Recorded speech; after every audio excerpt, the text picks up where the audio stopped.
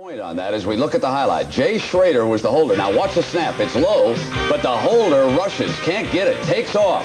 And that turns out to be the difference. How did Scott Campbell play as the Atlanta starter? He was 17 of 34 for 271 yards. He threw 2 touchdown passes against Joe Gibbs. This one to Stacey Bailey of 23 yards. Riggs scored the winning touchdown in the game. The Falcons up in the Redskins 21-20. Now, Philadelphia. The one thing they can do, the Greeks said in the pregame show, is shut down the run. And shut down the run they did. They forced 5 turnovers across. Here's a big one right here.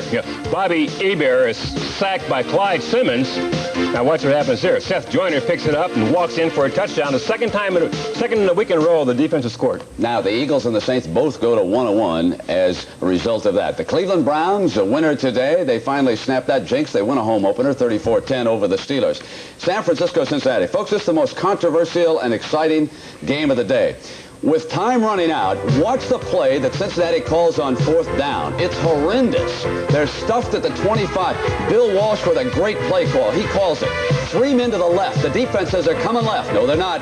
Jerry Rice is over there all alone on the right, and there he is for the touchdown. And Walsh and the Niners can celebrate it, and with time out, they kick the extra point. Irv, what's your feeling about what they did on 4th down? Bad coaching decision. Sam White should have kicked it. You always play the percentages. The percentages there say punt, and they didn't do it. And if they don't punt, folks, give it to the quarterback and let him run it out of the end zone and take the safety. But don't do what they did in that situation. 27-26.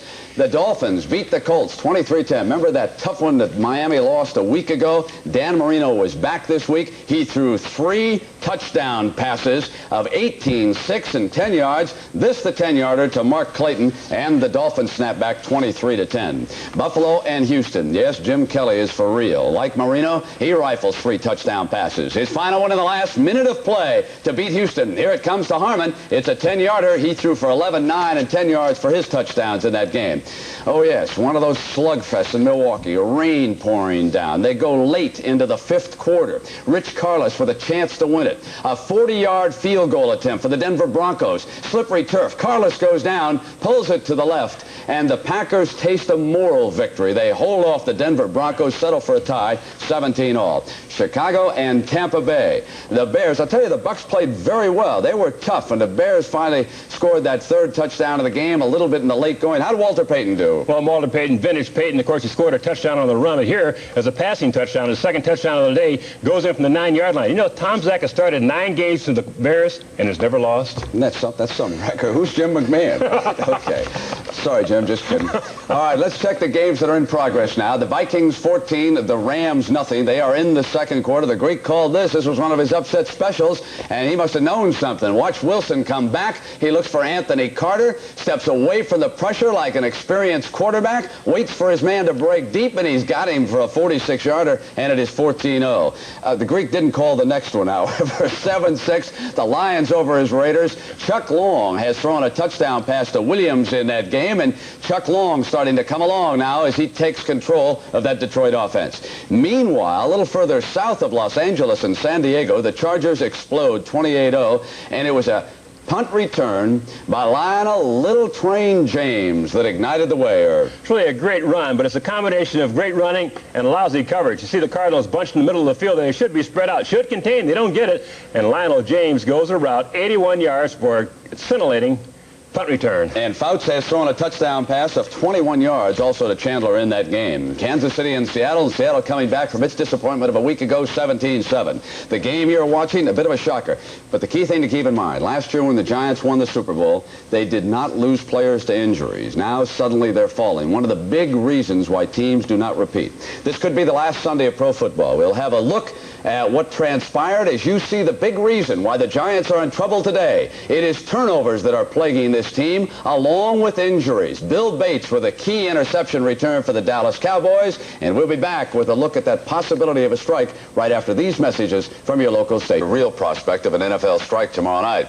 Now, in any labor dispute, there are always 2 sides to the story, but I have to say that my sympathies here are with the players. You know, professional football is more than a game. It's the most violent industry in this country, vary, and with the increases in size and speed, it gets more violent every year. The average career of an NFL player is now down to 3.7 years, which doesn't allow much time to build up a nest egg. So the NFL players definitely need better working conditions and an improved pension plan.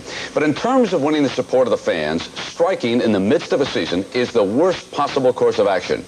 There is, I think, another way for the players to get their message across and give their demands the impact they need. They should agree to play the games, all the games. That way the fans will not be cheated, and all the innocent victims of a strike, from the parking lot attendants to the pretzel vendors, will not be denied their sources of income. But the players' cooperation would stop there. They could refuse to take part in the NFL's well-oiled publicity machine. No interviews for press or television. No public appearances off the field of any kind. No communication whatsoever with the management officials who seek to promote the game and their teams. Now for the sticky issue of free agency.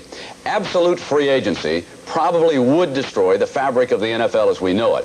My feeling is that when a Phil Simms, who has a huge contract and ample opportunity to play, takes his team to the Super Bowl, he doesn't necessarily have the right to turn around and offer himself at auction to another franchise. On the other hand, I sympathize with Doug Williams. He has paid off handsomely as an insurance policy for the Redskins, but at what price to his career? Certainly the Raiders or others could have used him as a starter. He's a prisoner of the system as it now stands. And I suggest coming up with some formula by which the understudies and the non-glamour players could try to better themselves according, of course, to what the market bears. I'm sure there are a lot of other valid suggestions out there, which is precisely my point. Keep the dialogue moving. And with some give and take, a strike that no one wants can be averted. Now let's send you back to the stadium and the games you're enjoying this afternoon on CBS. That's the halftime score at Giants Stadium. The Dallas Cowboys 10, the New York Giants 7. Again, I'm Pat Summerall, along with John Madden. It's been somewhat of a sluggish first half by both teams, particularly on offense. Would you think? I think so. I think the Giants were frustrated on Monday night against the Chicago Bears, and I really don't think they recovered. I think they had the big rush. I think this kind of started the whole thing. Remember Dent hitting Simms? Of course, he got knocked out. He broke his left thumb. And then I think that frustration just looks like to me that it was carried over into the first half of this game. A pretty good pass rush, throwing things that I don't know that they really needed, coming up with 3 interceptions in the first half, and this is what happened. I don't think this is real Giant football like last year. Well, you know, as you've so often said, both as a coach and since we've been working together, you got to forget about what happened last week. You can't let that carry over to you. What about Dallas, though? Well, I think Dallas is part of the frustration. Dallas is doing some different things. They're blitzing when they don't expect it. They're playing some overs and unders, some odd man lines, some type of things that maybe the Giants haven't seen from the Cowboys. That's part of it, but I think the bigger part of it is the Giants themselves, just frustration. I think I agree with you very much. If you wonder what all that racket is behind us, it's because there's a squirrel loose on the field, believe it or not, and they're still trying to catch him.